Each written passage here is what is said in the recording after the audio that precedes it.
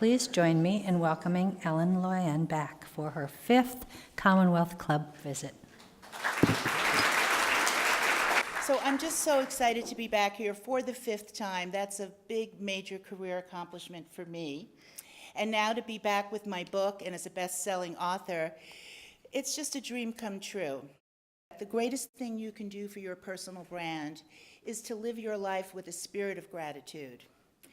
And one of my mentors, some of you may know her, Lynn Twist, her big line is, "What you appreciate appreciates." And that is so important to your personal brand. And I'm here today to have you fall in love with yourself and what you've got of value to offer the world. And that's what my work is all about. Personal branding is what you're known for, what you're known as, and what you're known for knowing. My first question of this audience is, raise your hand if you already have a personal brand. Raise your hand high if you have a personal brand. I'm here to tell you that each and every one of you has a personal brand, because when we hear your name, several perceptions automatically come to mind. But are they the perceptions you would choose us to have? You do not want to be branded by default. You want to intentionally take hold of your brand and manage the perceptions that the world has of you. This slide is branding at a glance, and what is shown on here is the word brand right in the middle. And underneath the word brand are the words emotional connection. And the reason why those words emotional connection are so important to building your personal brand is because brands are felt. We feel your brand, or we don't. And then you'll see differentiation. That's another very important component. You may not think you have a personal brand that's very distinctive or different, but you do, because you are unique. I love to talk about the 3 sources of power. The 3 sources of power have so much to do with branding, so let me explain why. This first source of power that you see is the formal authority. The next one's persuasion, and that's the application of logic and evidence to influence others.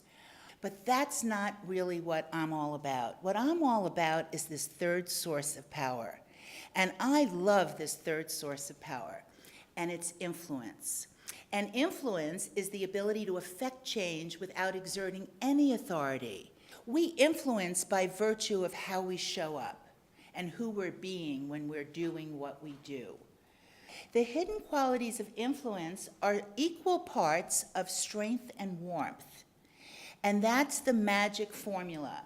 So the way I approach branding is more about that. It's not that it's not important what your job is and what you do and the benefits that you provide, but it's equally, if not more important, to be that person you feel good being and that other people like to be around when you do what you do.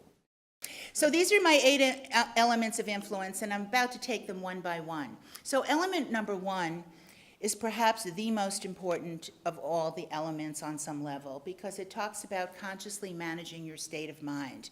Because we feel you, and brands are felt, as I said to you earlier. But most importantly, the moment you show up, you energetically broadcast your state of mind and your personal brand. Element number 2 is about having self-awareness. Emotional self-awareness plus emotional self-management equals your emotional intelligence. And a lot of my work is based on the work of Daniel Goleman, the father of emotional intelligence. And the way I do branding is that I want you to have an emotionally intelligent personal brand. So element number 3 is about artfully communicating. I want to suggest to you that instead of tooting your own horn, because the way I help people build a brand and make their brand more visible, it's not about shouting out how great you are. It's quite the contrary. It's about what is your contribution to your company's bottom line. So how much is your talent and value worth, and how long has it taken you to accrue all of it? Thank you very, very much. Appreciate your time.